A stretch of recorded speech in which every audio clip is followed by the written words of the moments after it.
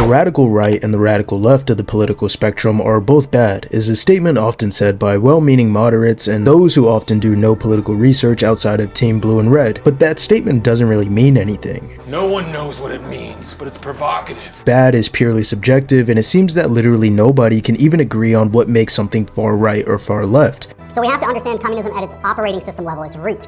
You know, Kamala Harris says we're going to get to the root causes, which is a Marxist phrase. We're going to talk a lot, there are going to be a lot of Kamala references here, because Kamala Harris is a communist.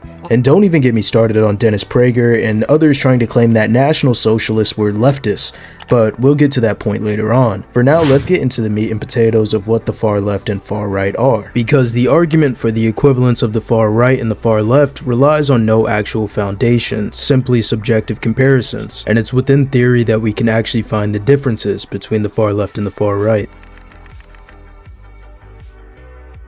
The far right as a political philosophy is fundamentally about maintaining social hierarchies. Its goal is to often advance the interests of the in-group, which usually means actively harming an out-group. Its ideologies from outright fascism to colonial apartheid rationalizes that a nation's power comes from its brute strength and rigid traditions and legislation, rather than cooperation and equitable distribution of resources. This is why, to the average outsider, the far right seems to always have an out-group that they want to persecute, such as immigrants, racial minorities, religious minorities, the LGBTQ+ community, activists, journalists, it's a long list. Major politically far-right figures and authors include Julius Evola, Mussolini, Hitler, and various political leaders. In contrast, the far left, rooted in ideologies like anarchism and communism, is theoretically founded on the principles of radical equality, universal emancipation, and the dismantling of oppressive hierarchies, particularly the abolishment of class. Despite people parroting that socialism is when the government does and stuff, if it does a real lot of stuff, it's communism.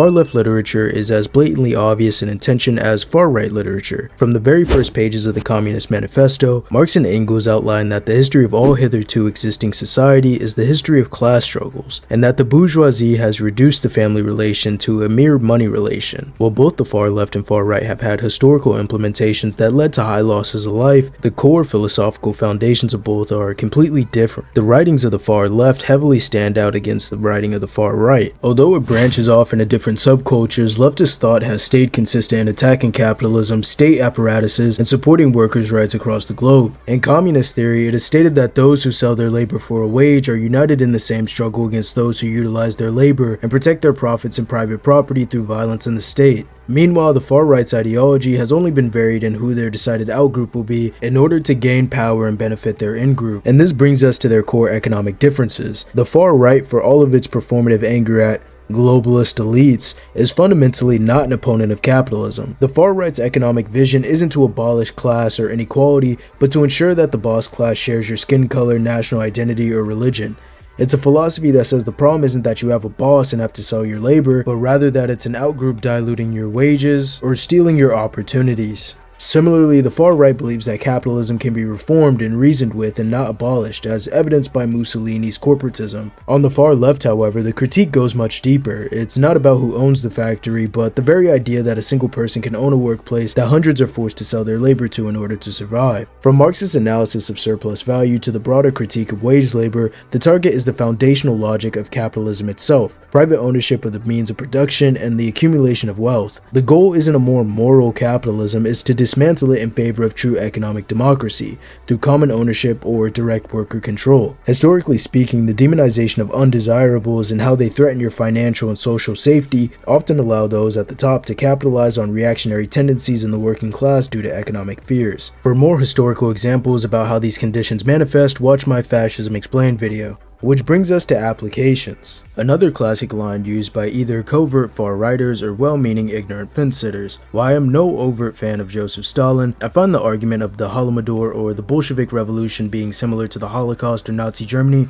to be half-baked. To start chronologically, there is a popular argument going around, especially among Christian right-wingers, that the Bolshevik Revolution was a Jewish-led Christian genocide that killed 60 million Christians. It was meant to destabilize the West. Which, first off, it's kinda crazy that these guys vehemently deny that 6 million Jews could have died across Europe under the rule of the I hate Jews guy, but 60 million Christians were just simply erased. While I've been critical of the USSR's war against organized religion, the focus of the Bolshevik Revolution was in no way religiously backed. The Bolsheviks did not solely target Christians. In Tsarist Russia, they simply had the most numbers and power at the time.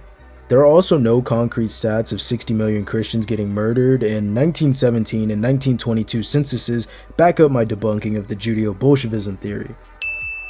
Furthermore, Vladimir Lenin, the first head of government of Soviet Russia, also famously held a speech addressing anti-Semitism and other bigotry such as racism, sexism, religious persecution, and nationalism among the working class, stating, "It is not the Jews who are the enemy of the working people. They are our brothers who, like us, are oppressed by capital. They are our comrades in the struggle for socialism. The capitalists strive to sow and ferment hatred between workers of different faiths, different nations, and different races." And although this speech had the topic of anti-Semitism, if the Bolsheviks really did play favorites against Christians, Lenin and the other Bolsheviks wouldn't include blatant criticisms of Jewish capitalists and how the system takes more precedence over stuff like nationalism and race. Now, of course, this isn't to say that these elements were completely void and didn't exist in the USSR's socialist countries, with Cuba being a good example of discrimination. However, their internal propaganda and actions towards the freedoms of various global ethnicities and equality of sexes throughout its lifespan back my point up. As for the Holodomor, a famine that greatly affected Soviet Ukrainians, it was not an inherently discriminatory genocide spearheaded by Joseph Stalin. Firstly, not that it's a flex by any means, but many areas in the Soviet Union at the time were dealing with grain shortages and starvation, and it wasn't only targeted towards Soviet Ukrainians. Significant areas of Russia, the North Caucasus, and Kazakhstan also suffered devastating losses, with the Kazakh death toll proportionally being even higher. From this perspective, the Ukrainian peasantry was victimized not primarily because of their ethnicity or a personal gripe of Joseph Stalin, but because they were a numerous, independent-minded, and highly productive proletariat residing in the breadbasket of the USSR. The resulting starvation was therefore a product of utilitarian sacrifices, ruthless policy, and political repression, rather than a premeditated plan for ethnic annihilation. The famine was also worsened by the kulaks, the rich rural farmer class, burning their own crops and killing their own cattle in protest to Joseph Stalin's collectivization. This stands in stark contrast to the mechanistic, bureaucratic nature of the Holocaust, which was predicated on a clear legalistic framework of discrimination.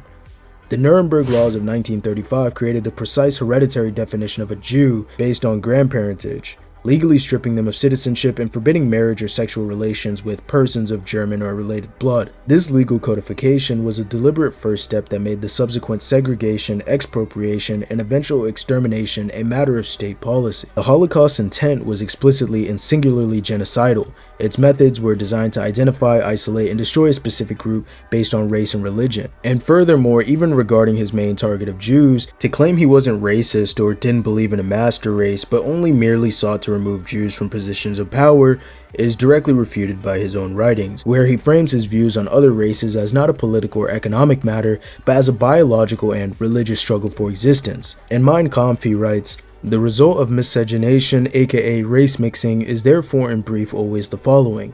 A. Lowering the level of the higher race.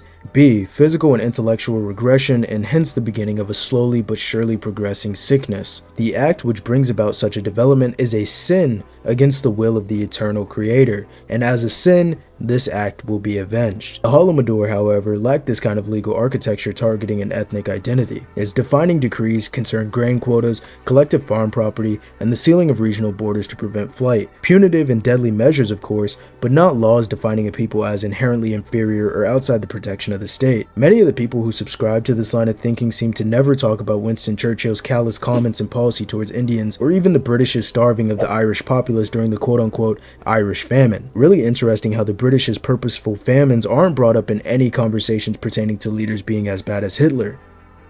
But of course the past is the past, right? So what about now? This brings us to the heart of our modern political dilemma. The core of the issue lies with our Overton window, aka the range of ideas considered politically acceptable in public discourse, and we witness what many call a violent ratchet effect on this window. Whether on purpose or unintentionally, powerful, well-funded forces have systematically wrenched our society to the right, and when centrist or liberal leaders come to power, they often treat this new radical baseline as the sensible center, refusing to wrench it back to more far left or leftist ideals. The ratchet clicks right, but it rarely clicks left. This creates a distortion around the word radical. Policies that were once mainstream bipartisan goals are simply standard practice in other developed nations, like ensuring healthcare for all or taking serious action on climate change, are now routinely branded as socialist or far left, or even framed as a conspiracy. Meanwhile, ideas that would have been confined to the absolute fringe just decades ago are now normalized as mainstream conservative talking points, or common sense. This creates a false symmetry that is both intellectually dishonest and politically dangerous.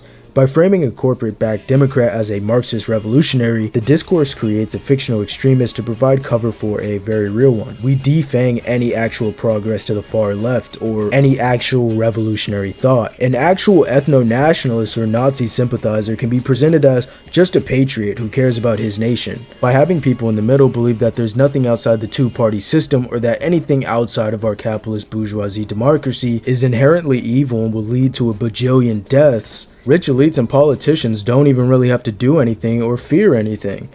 They just know that you'll either vote or you won't, and eventually they'll still get power. Anyways, the point of this video is to actually do research into different ideologies and to not feel boxed in. There's writings, history, and applications that you can look into so that you don't have to just boil down all ideologies as equally bad because you're scared of picking a so-called side.